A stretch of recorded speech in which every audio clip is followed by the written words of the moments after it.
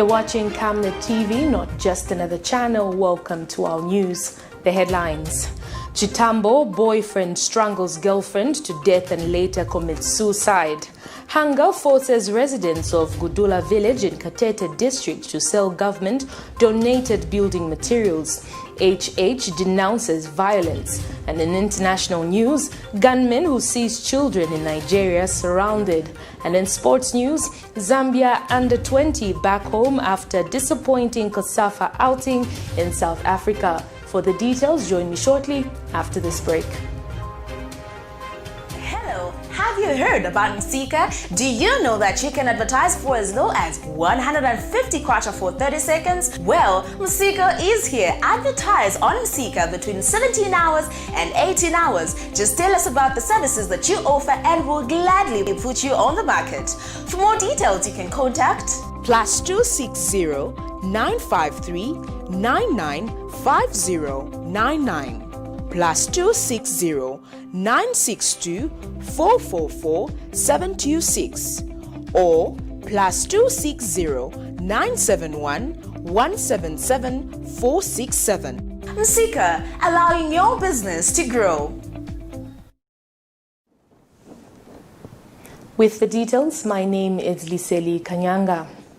Young African Leaders Initiative YALI President Andrew Ntewewe has recommended to the Electoral Commission of Zambia, ECZ, not to add a huge number of days to the voter registration exercise, which has been extended. Mr. Ntewewe says this is because the Commission has already registered 75% of eligible voters, hence no need to extend it with a lengthy period. According to him, 3 days is enough to register the remaining eligible voters. He explains that with the clarification of the statistics given by the Zambia Statistics Agency on the 13th of December 2020, that over 8.4 million people are eligible to vote compared to the 9 million indicated by the Commission, it is possible, therefore, for the Commission to register the remaining voters to meet its target. Speaking during a media briefing when he spoke on behalf of other consortium of civil society organizations, CSOs, disclosed that an elongated extension will distort the Commission's electoral calendar. During our earlier press briefing, distinguished ladies and gentlemen, we had called for an extension of not more than 14 days. Our earlier position can no longer hold in light of the guidance that has been given by the Zambia Statistic Agency, ZAMSTATS, on the number of eligible voters. And the guidance that has been given by the Zambia Statistic Agency is that legally, the actual projected number of eligible voters is 8.4 million Zambians. To be specific, 8,414,839 who have attained the age of 18 and above. You want to recall that the earlier estimate we are operating on was not 8.4 million. The earlier statement or the earlier position was that we're looking at 9 million eligible voters. But as anticipated, this 9 million was too ambitious, erroneous, and incorrect.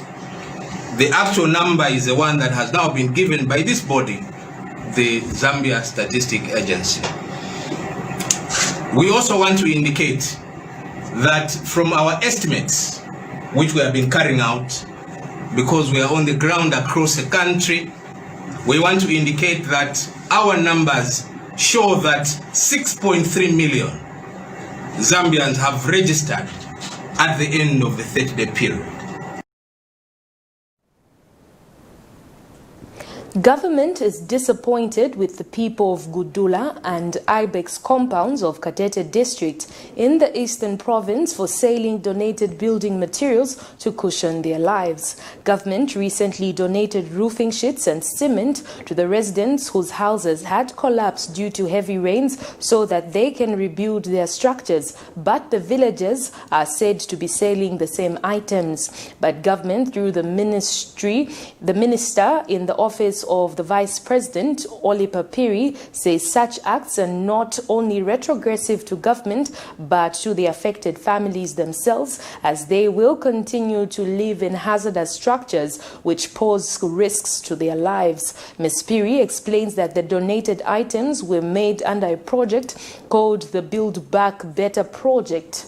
The minister said this when she delivered 500 roofing sheets to more than 40 households to other affected families within Katete who also had their houses collapsed due to heavy rains. But sources indicate that the residents are forced to sell the items to raise money to buy food for their families.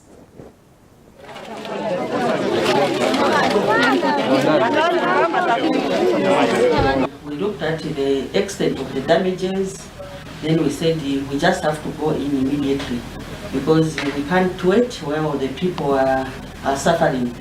Because you know, when the house has been blown off, which means everyone has nowhere to stay, especially in those houses where there are children. As DMMU, we have to do a quick response. Whatever we have at that particular time, we have to help our people.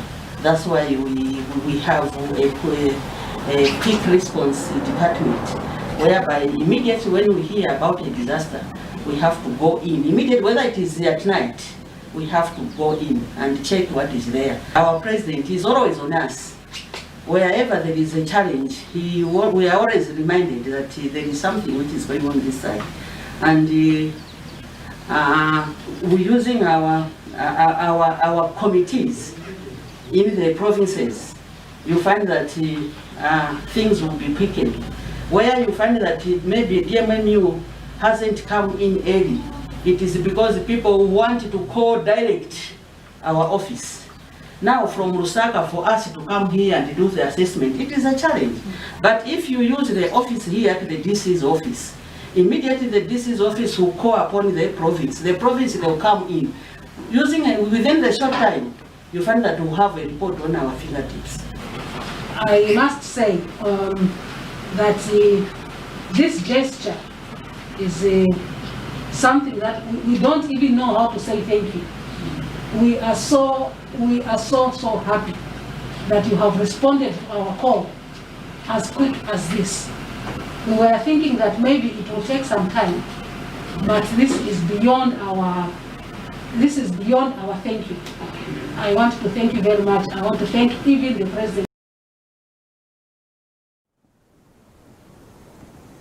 Opposition United Party for National Development UPND President Hakainde has condemned acts of violence being recorded in the country. Speaking when a group of pastors from different denominations called on him at his party secretariat, Mr. Hichilema implored the church to pray for Zambia for continued peace and prosperity. He says Zambia, being a Christian nation, violence and other evil acts should never have room in the country. Mr. Hichilema has since assured the nation that if he is to be elected Republican president in 2021, he will strive to restore law and order in the nation.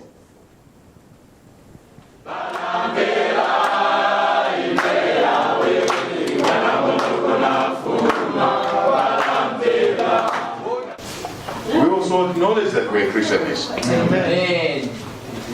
We are a Christian nation. We should behave and live like Christians. Amen.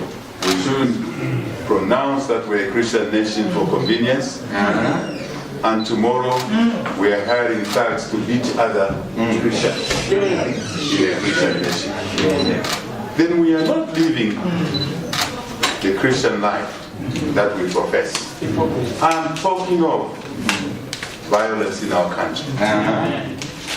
It's our duty to pray against that violence, but to test it to show that we do not accept it from whatever angle, especially when that violence is driven by those that are occupying public office. And I want to assure you that come next year, God's will, courtesy of the people of Zambia, we will restore order in this country. Amen.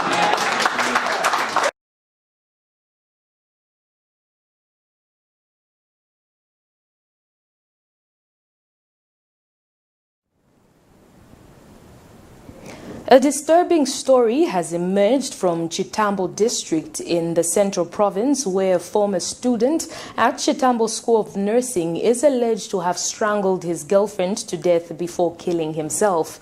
The killer has been identified as Kaluwayo Mwika, while his victim is 21-year-old Mapalo Masiku of the same college.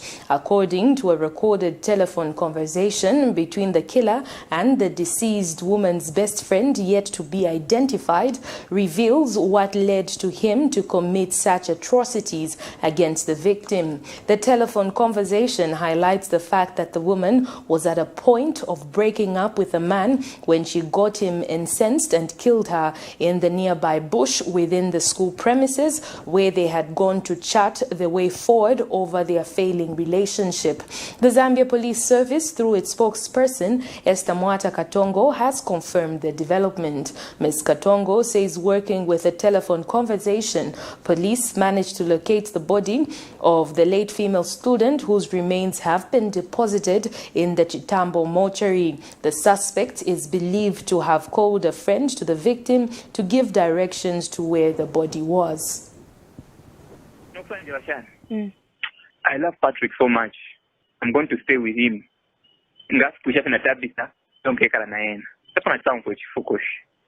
I sat on top of her. I strangled her neck. I will love you for the rest of the night. You've already said it. I can't lie to you. I strangled her to death. It's me who has done that. If she's alive, then I'll prepare this. If she's just alive, I'll prepare this. I didn't have mess. I was in pain. Thanks to my power. After I did all these things, covenant, everything I ended, so now me, I'm going. If phone Aisha on, Abakantola, Abakas phone. They answer the call. So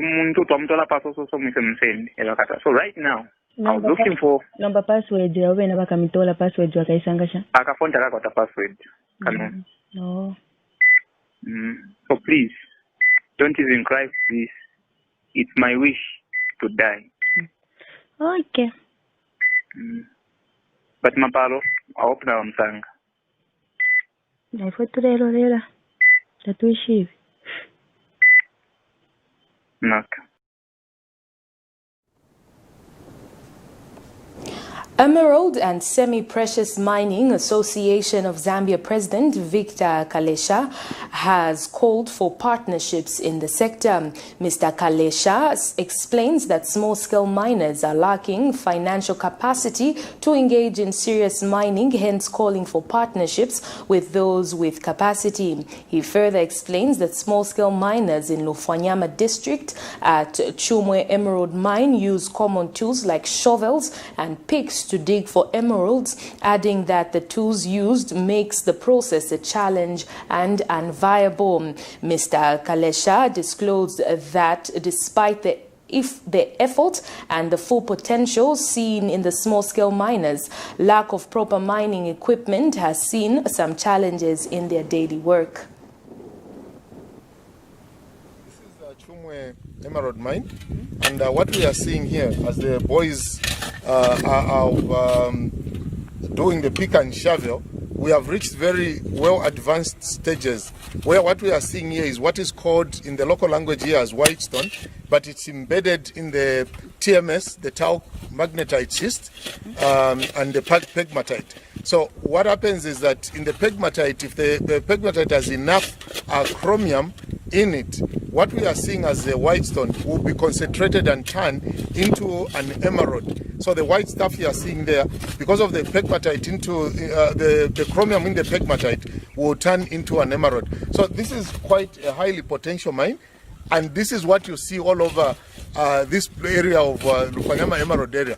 Mines with high potential, but we have no capacity to develop because we are doing pick and shovel. If we are able to have equipment, what we'll be talking about by the time you came in here would be a different story, because this that they're doing with pick and shovel could be done within less than an hour, and we'll be able to reach where the concentration of the emeralds is.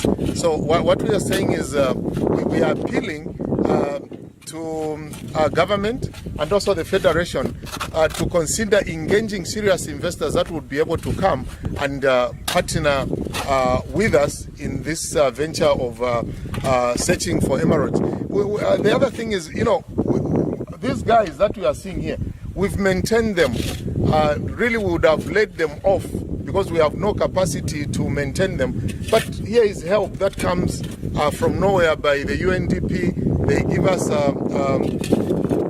they give a grant to the Federation, and the Federation comes through and helps us with some foodstuffs.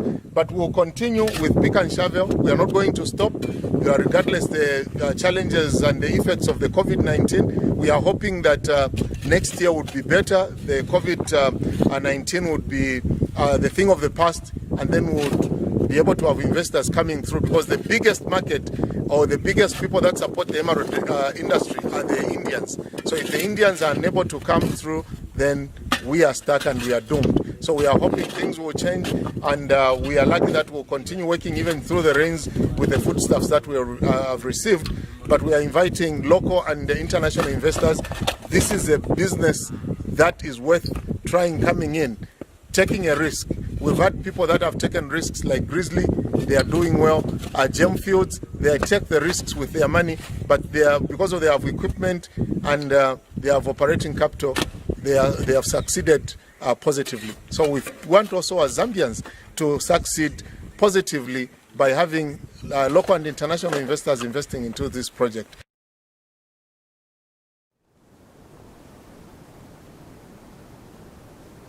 We take our first set of commercials. Do stay with us as we have more interesting stories lined up for you. And why do you look so pale and busy scratching yourself? Alamwandi, you know my skin is very sensitive. I've tried all the skin products and nothing seems to work. Have you tried Oracle Pure Glycerin? Oracle Pure Glycerin? What's that? Just give me a minute. Oracle Pure Glycerin gives your skin a youthful and healthy glow. Ish, you're glowing. Don't tell me. Yes! I already know the secrets. Oracle Pure Glycerin! Try Oracle Pure Glycerin for that perfect skin. From time immemorial, we have had different types of lighting options, from those that can burn down our investments in minutes to those that dig holes in our pockets due to constant replacement and huge consumption of our Zesco units. Savenda Electric introduces the new and advanced electric bulb with cutting-edge technology of LED that has low power consumption, gives out bright white light, and lasts up to 25,000 hours. Savenda Electric manufactures all types of LED light, like plastic LED fluorescent tubes, down lights, ceiling lights, outdoor fittings, and solar street lights made to customer specifications. Let's live on the bright side of life by choosing the wide range of Savenda electric lighting solutions that are available in all leading stores and supermarkets countrywide. For orders, call 0962 642 490 or email jnbunda@savenda.com or pchabula@savenda.com.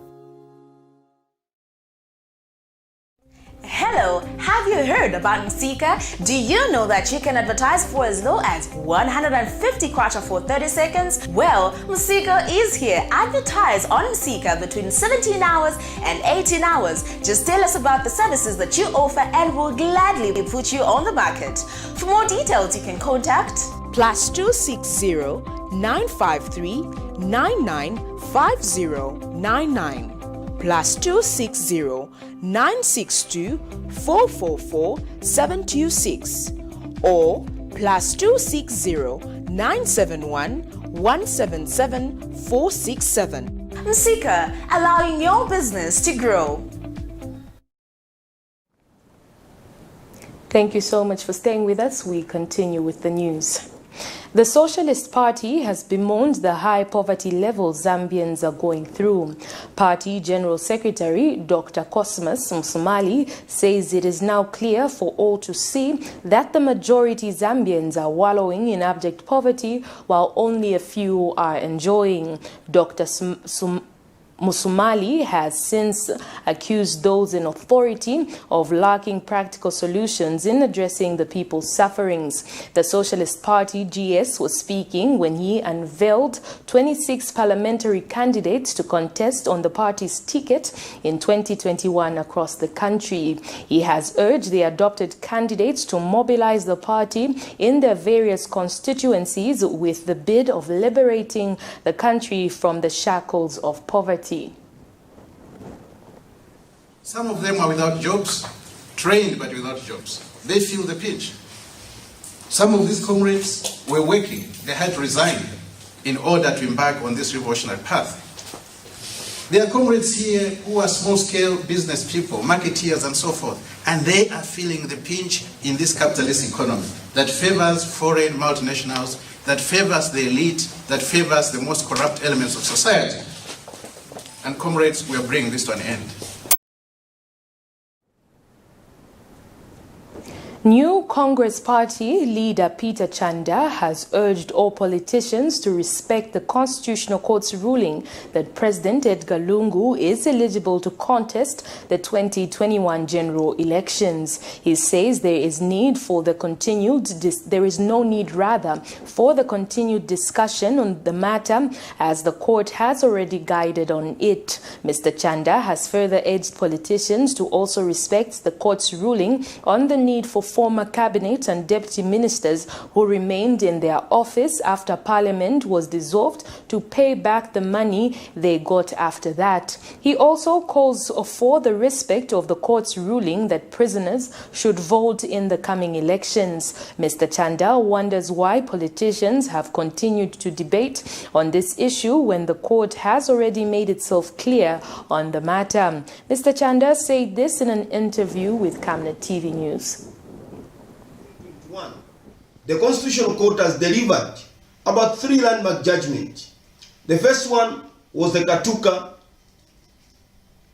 which ordered the ministers to pay back. And that is, in a democracy and where the rule of law is applied, courts must be respected. And we expect our ministers to pay as ordered by the court. The second judgment that was delivered by the Constitutional Court was the eligibility case, which clearly stipulated that President Lungu is eligible to stand in the 2021 election. The third judgment that was delivered by the Constitutional Court is that of allowing prisoners to vote. And we want to urge all political players not to politicize the matter that has been presided over by the judges. We expect our prisoners to participate in the forthcoming election to ensure that they are registered and they all participate. They are citizens. The fact that they are prisoners doesn't subtract their rights of being Zambian citizens. And for this reason, on the modality, we expect that the modality is that prisoners can only vote for presidential candidates because the president mans the entire Zambian constituency. If they are going to be able to vote for councillors and MPs within particular areas where prisons are dotted, we are aware of the fact that we do not have prisons in each and every constituency in this country. We do not have prisons in each and every ward in this country. Prisons are dotted around the country in certain areas. So for this reason, I want all Zambians and all political players in the country to respect the 3 landmark judgments that have been delivered by the Constitutional Court. The Zambia Alliance for Agroeconomy and Biodiversity through Caritas Zambia Executive Director Eugene Kabilika says it is a mockery that the Ministry of Higher Education has positioned a sudden acceptance of genetically modified organisms, GMOs, without engaging public participation and consultations. Mr. Kabilika says the current policy review process remains a deep concern, saying Zambians have a right to have their views heard and say no to GMOs. He adds that the current new draft policy will shift Zambia's position on GMOs substantially. Mr. Kabilika explains that the policy will have a negative impact on the agriculture sector, loss of markets, and contamination of farmers' seed, biodiversity, and natural food. He has also disclosed that the Ministry of Higher Education drafting of a new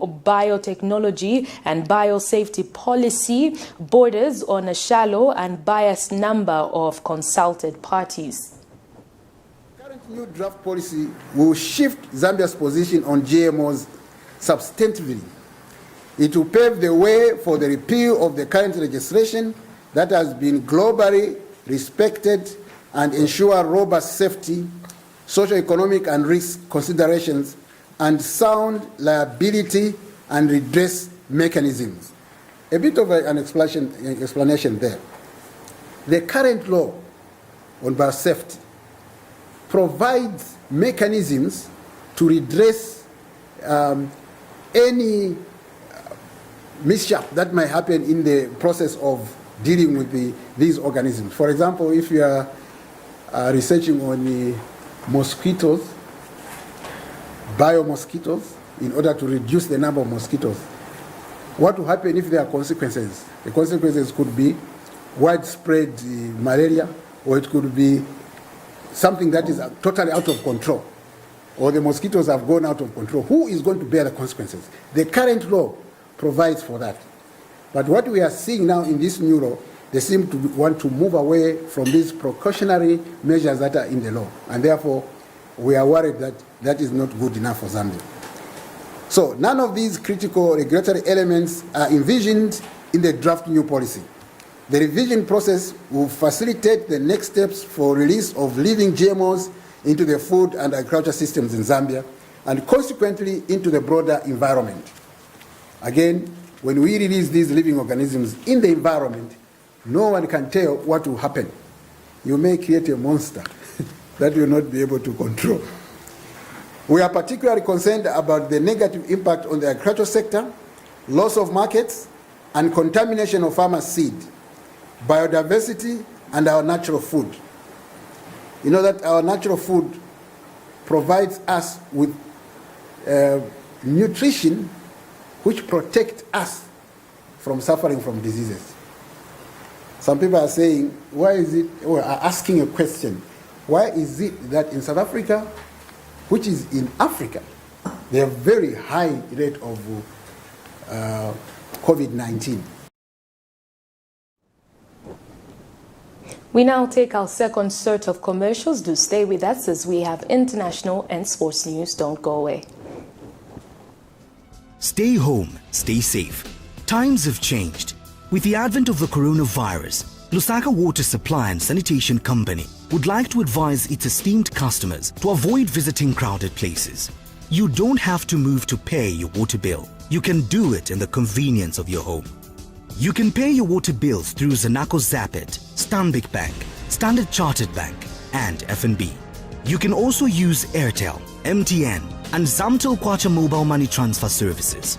For any inquiries to report a fault, please contact our customer service on +260 211 251 571, +260 975 618 618, and toll-free line 5957, Zamtel only.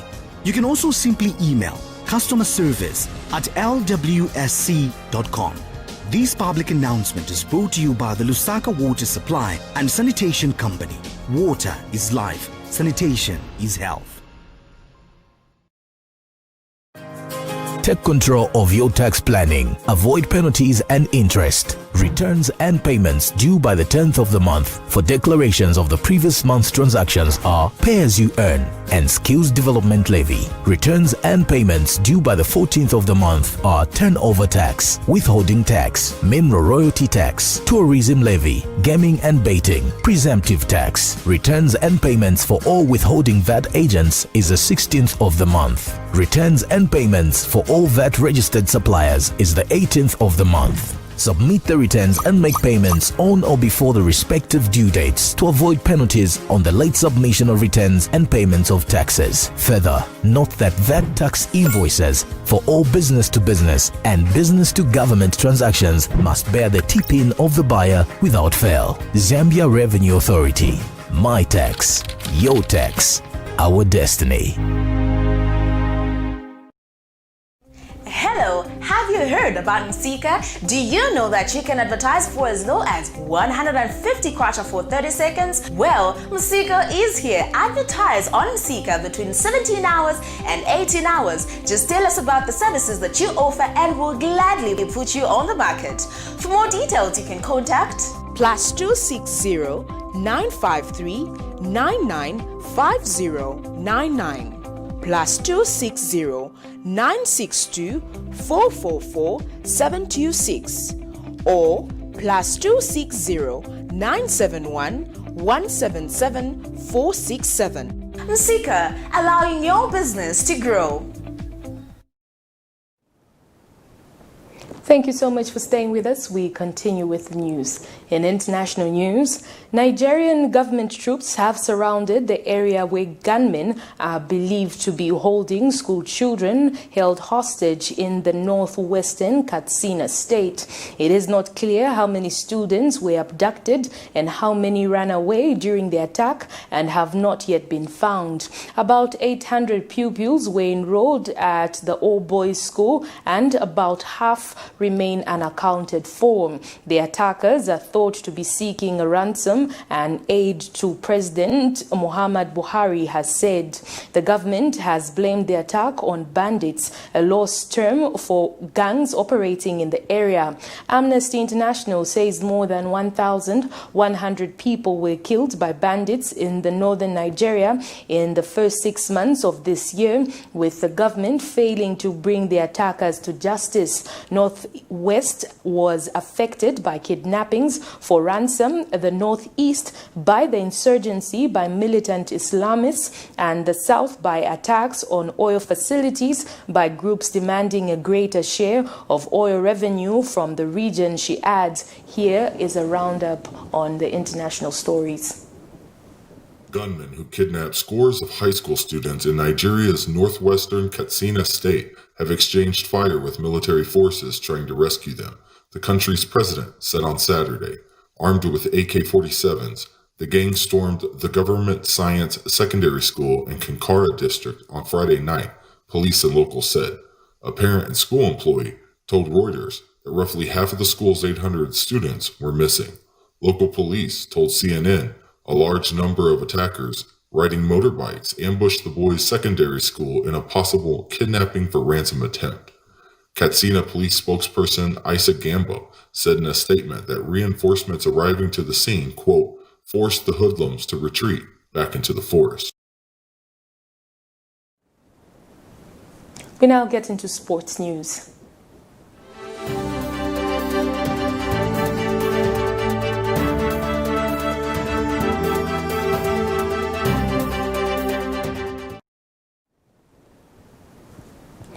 The Zambia Under-20 national team has returned from South Africa, where the team had gone to participate in the tournament. Zambia settled for fourth position at the tournament after losing 5-4 on the post-match penalties to Mozambique in the semi-finals before losing 2-1 to Angola. Mozambique are the current 2020 COSAFA men's champions after beating Namibia by 1-0 in the finals. Zambia has also missed out on the qualification to the 2021 African Under-20 Cup of Nations slated for Mauritania. That sports item brings us to the end of the news, but before we go, a recap of the headlines. CHITAMBO, boyfriend strangles girlfriend to death and later commits suicide. Hunger forces residents of Gudula village in Katete district to sell government-donated building materials.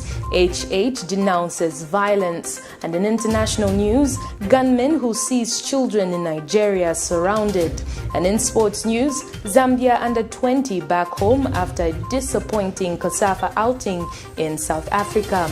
The Camnet verse of the day is coming from the book of Psalms 8 verse 3 to 4. And it reads, "When I observe your heavens, the work of your fingers, the moon and the stars, which you set in place, what is the man that you remember him, the son of man that you look after him?" On that note, we have come to the end of the news. On behalf of the entire news production crew and myself, Liseli Kanyanga, thank you so much for watching Camnet TV, not just another channel.